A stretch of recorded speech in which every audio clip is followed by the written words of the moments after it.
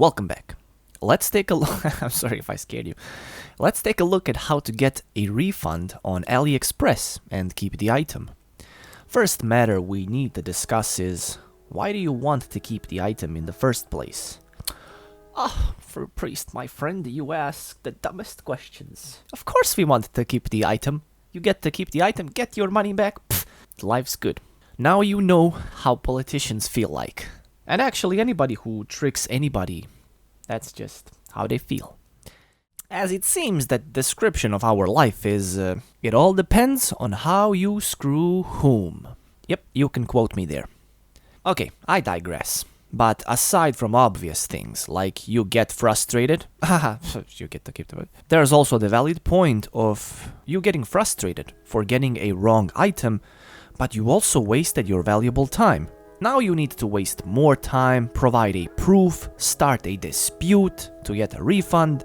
Then, if you do decide to return the item, it's risky, takes more time and more frustrations. Plus, you eat the shipping costs, which are usually around 50 to 60 euros.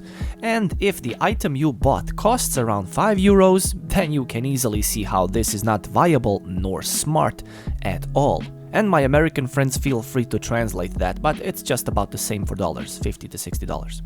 Anyways, looking at subreddit called AliExpress, one user says general consensus on this sub is not to ship stuff back.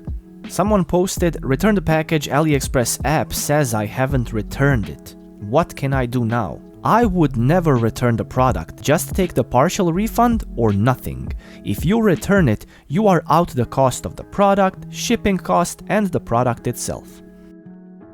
Considering the global scale of shipping involved, it's essential to recognize that you, as an individual, are not operating a local shop or a large Chinese conglomerate. Instead, you have a regular job with limited resources compared to such corporations. Consequently, potential losses can be significant for you.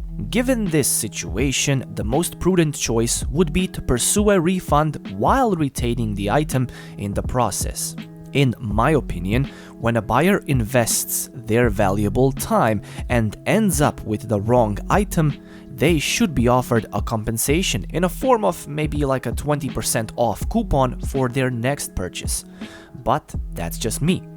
As things stand right now, all you get is your money back, if you are somewhat lucky. And compensation is the item, which might be useless to you, but you can always sell it. Anyways, let's see what steps I took to get my refund. First, I recorded myself unboxing the item. This step is always recommended. After that, I took few clear photos of the item I received, all while considering what is the best and easiest way to explain to the person that will be reviewing my dispute and evidence I submit that the item is not what I ordered nor what was promised. In this instance, the issue arose with the cable, as evident from the noticeable difference in the plug. To address this matter effectively, I opted to take a screenshot of the seller's advertised product and also photographed the cable I received. For utmost clarity, I combined these images, placing the cable plugs side by side, highlighting the disparities between what was advertised and what I actually received. As of now, I have not submitted the unboxing video. I considered it as my ace in the sleeve to be used if my honesty or truthfulness were ever brought into question. Luckily, it was not needed. As it seems to be the norm now, sellers respond with typical, "We have sent the right product to the customer and the product can work very well. We hope the customer can use it on the right car models. If the customer doesn't want it, we hope the customer can send it back. Thanks." You can see this similar reply in my previous video. Link is on the screen somewhere right now and in description of this video. This just seems to be a default template sellers use in a dispute.